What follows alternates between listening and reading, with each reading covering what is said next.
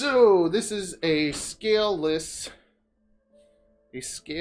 corn snake that we're saying goodbye to today. Like I said, I've been downsizing, so bit by bit I'm selling snakes. Planning to probably cut my collection in half and then start upgrading them. I don't actually show my snakes that much. And then it's just like, I probably should have done an episode of, I guess I could do an episode about scaleless snakes. But I'm just like, I don't know. I have a bioactive video coming up that it's going to be a lot of work to edit. I got to continue on the morph guide too. For today's episode, I will be doing Pilates with the snake. You know what? I don't like corn snakes that much. This one's super cool. What happened with this guy was somebody wanted one of my boas, and he offered me scaleless corn snake as a trade, and I took it because I had a female. So I made triple het babies. Now I'm raising the babies, so I don't really need him anymore because when the babies grow up, they'll make scaleless caramel pinstripe corn snakes. Yes, Texas rat snakes are awesome. I have a leucistic Texas rat snake, and I think that they are super underrated snakes. I feel like they are basically corn snakes, or one way or the other. Like, corn snakes are rat snakes, but not all rat snakes are corn snakes, or rat snakes are corn snakes and not all rat... No. One of those things. You know what I mean. I'm still waking up. But I think that rat snakes get bigger than corn snakes, and I just feel like they're a bit smarter. But who knows? There's also like individuals, and sometimes you'll get a snake. Sometimes you'll get a snake from a species that you would think is dumb, and they have a little bit more going on. But I have a Texas leucistic rat snake that I think is super smart. I can feed him from my hand. He doesn't try to bite me or anything. Bulls, I really like the white-sided bull snakes. Do you have any of those? And gopher snakes have like really interesting faces. Like, they really look like they're thinking. Like, they have like a thoughtful look. Scaleless snakes feel so cool. I own around 100 snakes, but I'm working on downsizing that. I really like the white-sided ones. If I got a bull snake, it would be a white-sided one. When I started, I thought that if I got all sorts of different animals, thank you, Sandwich. If I got a whole pile of different animals, it would be good because that variety would mean that I'd have a lot more to offer. The only problem with that is having like baby boas and then baby African house snakes and baby like corn snakes, ball pythons, and then crested geckos and leopard geckos. You have all these animals going on, and it's harder to specialize and to like really kind of be an expert on anything if you're focusing on so many at the same time. And it just, you end up, I just feel like I'm everywhere now. Like, I just have a bit too many animals, so I'm planning to really downsize my collection and focus more on green tree pythons. Because like boas have been my main focus over the years. But the problem with boas is like I can produce more than I can sell because I don't really push to sell them so much. I'm just a bad salesperson. I look at it like I like the animals, and people should see that I like the animals, and from that they'll end up getting more from me, but I really have to kind of advertise more, and I'm not really... I'm really personal. I like to kind of meet someone, come over, hang out, find the right snake for you, I don't really like the whole thing advertising to sell snakes. Like, I'd rather make videos to teach you guys about snakes than to push snakes on people. So, and boas have like 20 babies at a time, whereas with green tree pythons, if you get like 10, you're happy, and they're so kind of difficult to take care of and care for that there's a need for them, because not a lot of people are successfully breeding, producing, and taking care of them well. So, kind of like going into hard mode. But that's kind of what I want to do. I want to switch over from boas to green tree pythons and just keep a few. Like, probably no more than 6 boas. Because right now I think I have like 1, 2, 3, 4, 5, 6, 7, 8.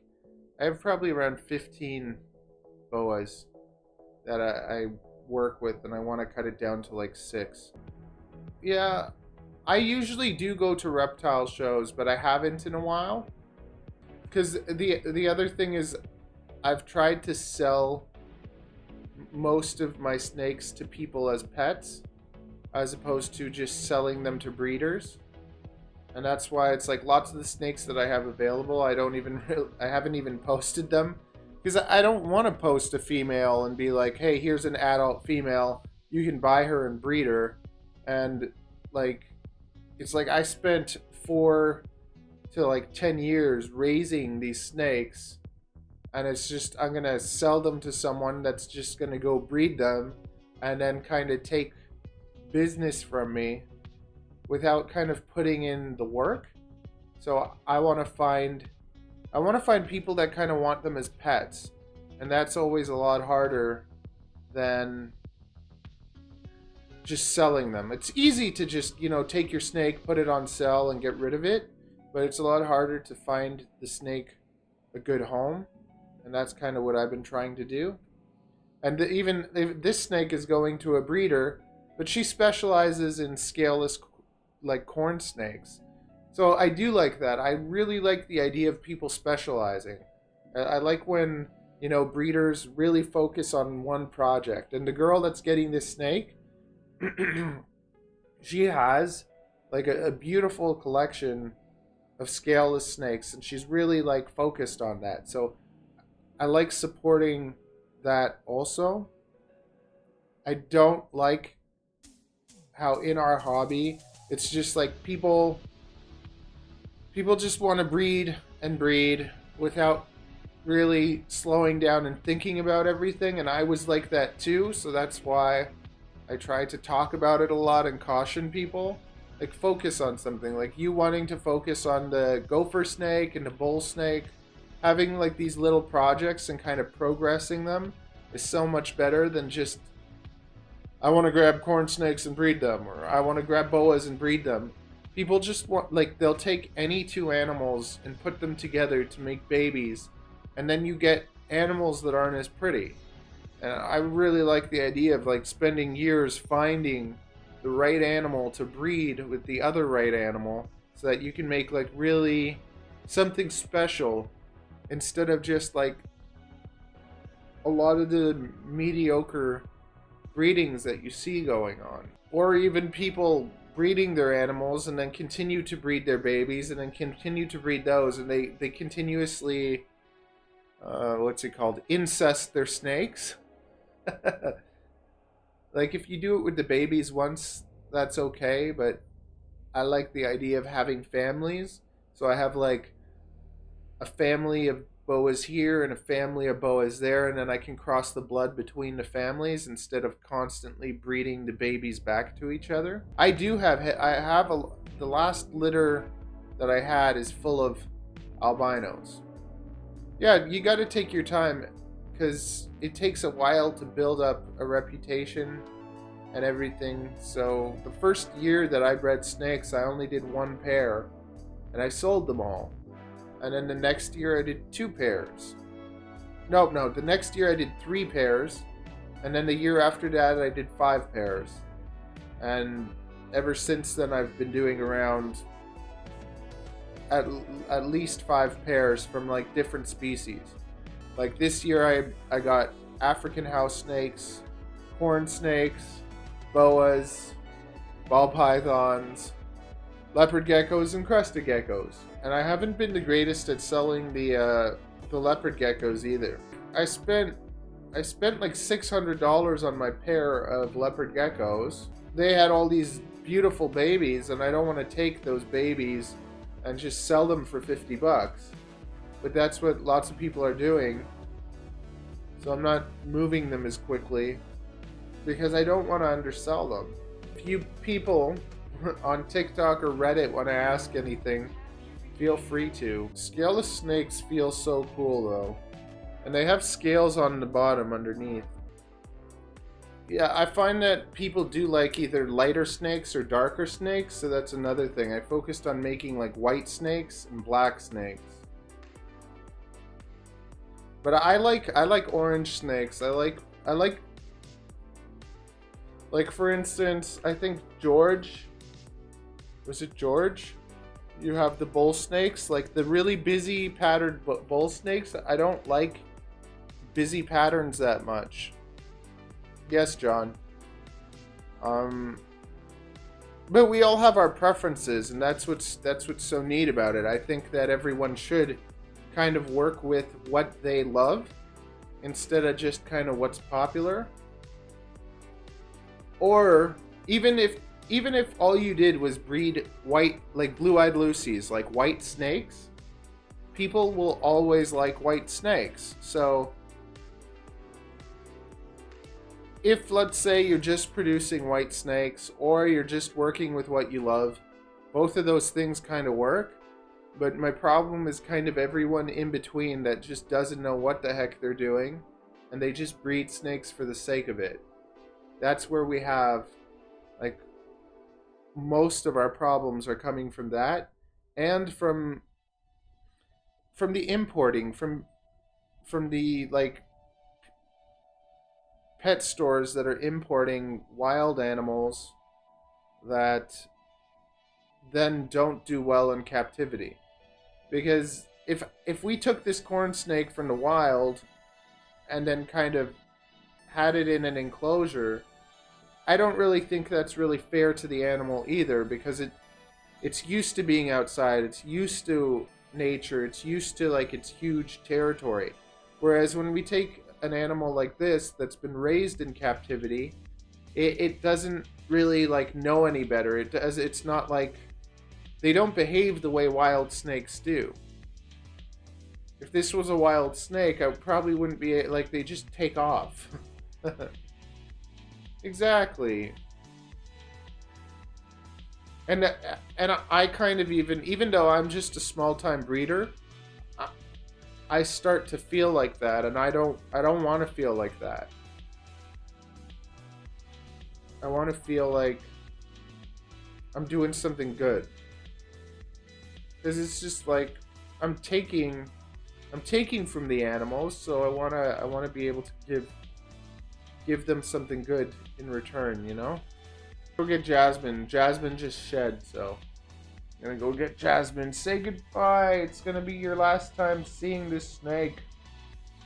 It's going away tonight. We're hanging out with the one and only Calypso. This is the snake that bit me in the face.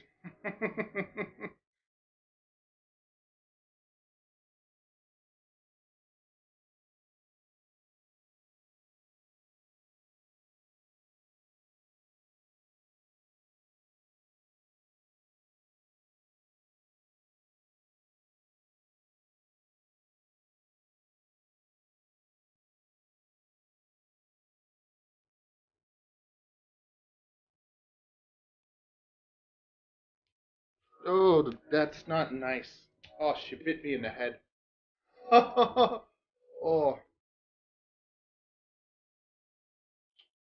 I don't know what is up with Calypso, but it's just like, see that? Like, for no reason.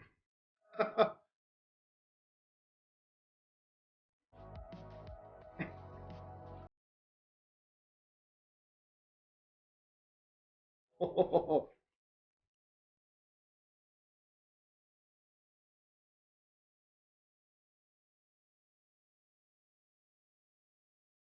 she bit me right in the head.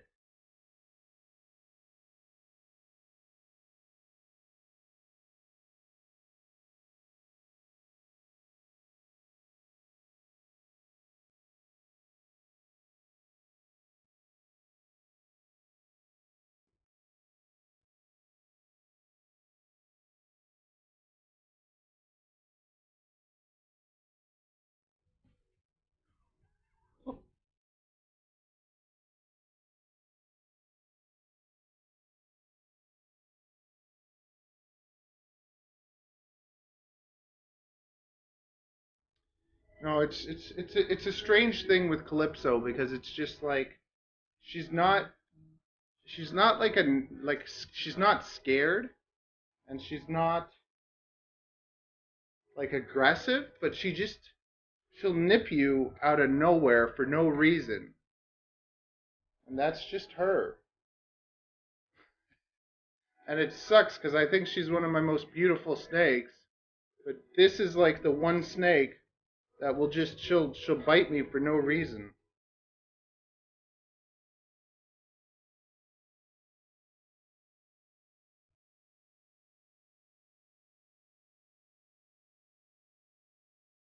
No, she's a super dwarf reticulated python.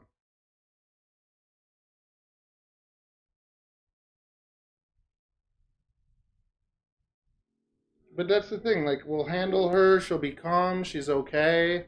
But she gets to my head and like so this snake is not a good beginner snake.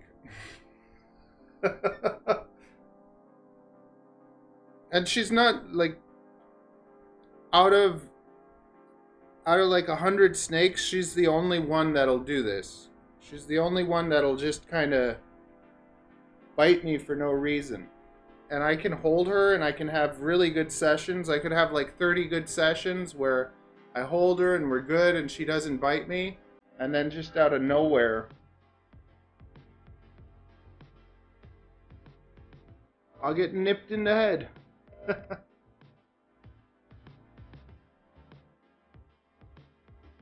there you go. You got to see a snake bite from a. You got to see a snake bite from a like 8 foot snake, and I'm fine. Yeah, I think so.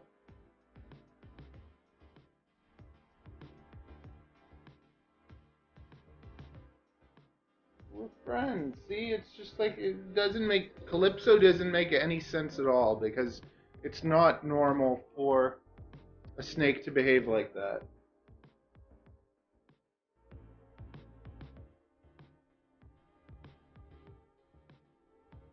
And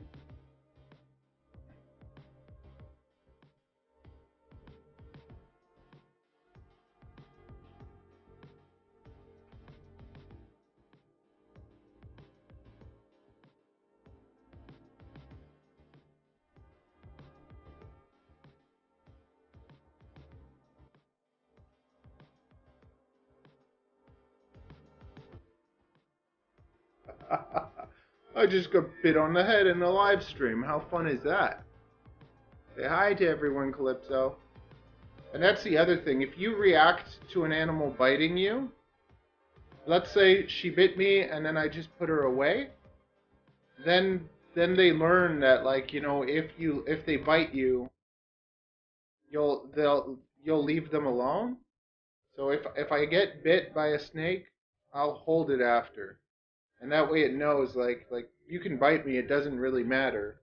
And then hopefully they learn to just not bite you, but it's not normal to get bit from snakes. It's just this snake specifically thinks I'm tasty or something. Leave my legs alone. This is a super dwarf reticulated python. She's an ultra anery. Not she wants my leg. No legs for you.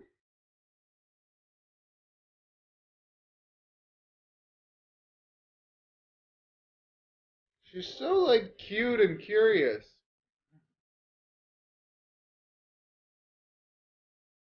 We can't overfeed them. Lots of people overfeed them.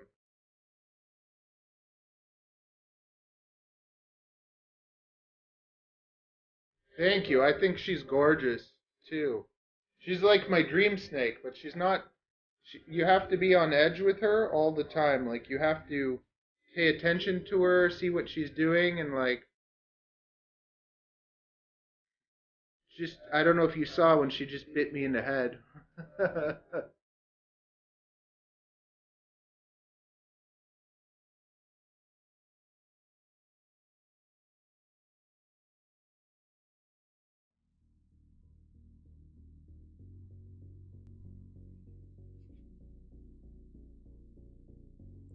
No, that's the plan. Like for her, I'm planning to get babies from her, and then after I get one set of babies, I'm gonna probably retire her. She'll go to someone hopefully as a pet, or I might even just like I might like donate her to a zoo or something. I don't know. No, like you can't even. Can you see? I don't know. Yeah, maybe you can. No.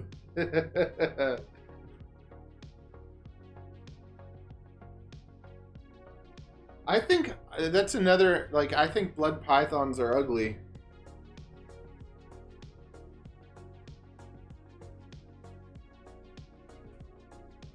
But once again, to each their own, right?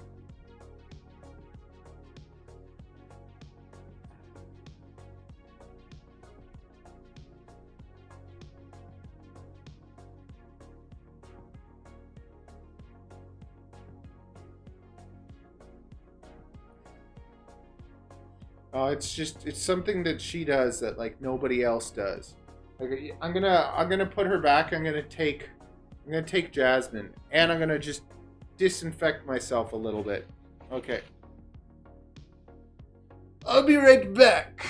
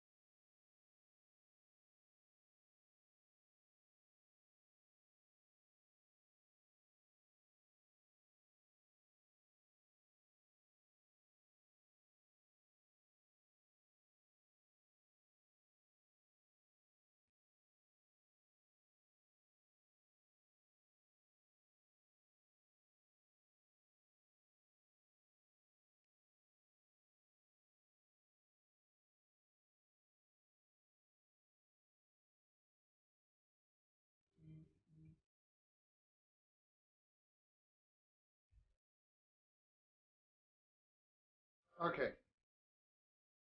So this is Jasmine, and she's probably like she's probably like Calypso is so beautiful, but she's just not that nice. And this is Jasmine, and she is a sweetheart. So she's the same type of snake with a different morph, and she's the best. Like I can just hang out with her, and she'll chill out, and we'll have a good time. And she's never bit me.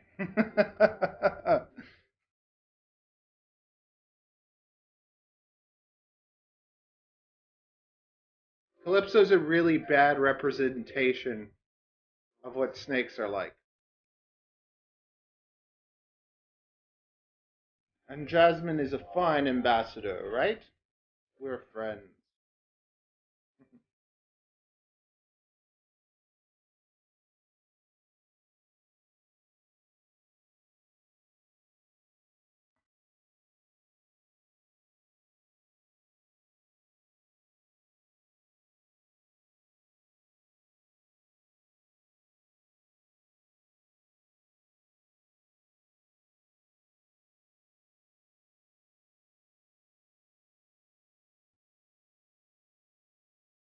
Mm.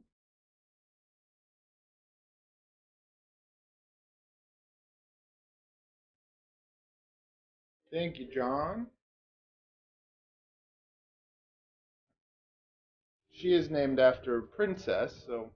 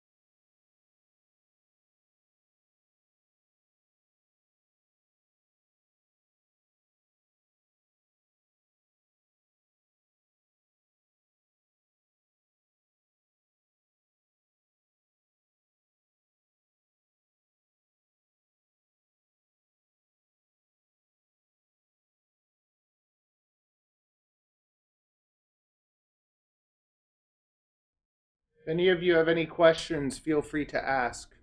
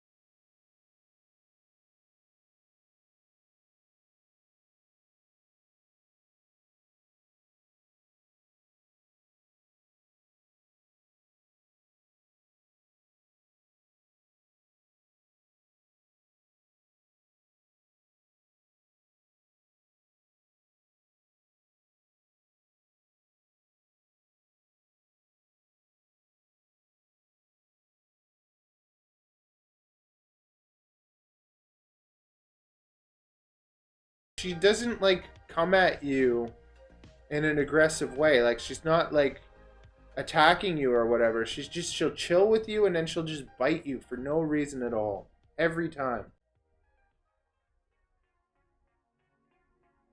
Whereas like Jasmine won't do that. I play with their faces from the time that they're babies.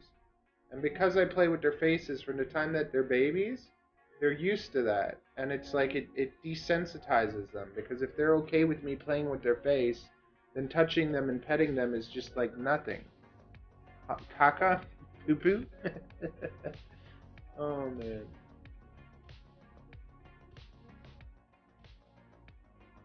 AJ Slovenj. I don't. Okay.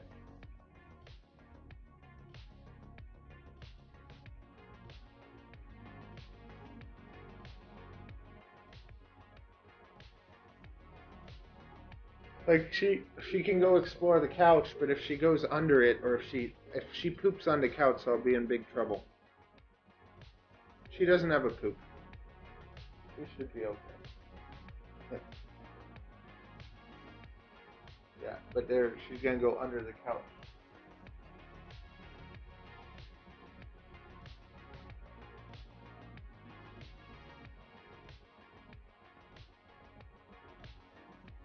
Oh no. Oh no. Oh. Oh my goodness.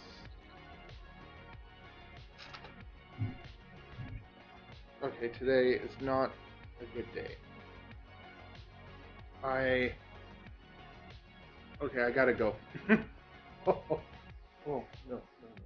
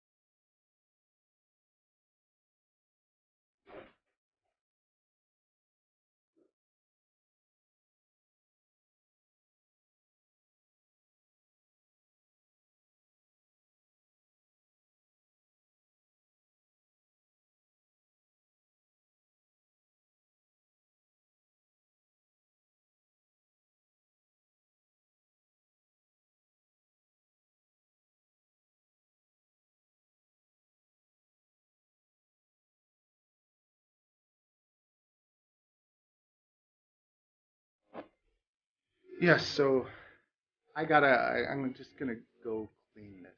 Yeah, that's that. That's gross.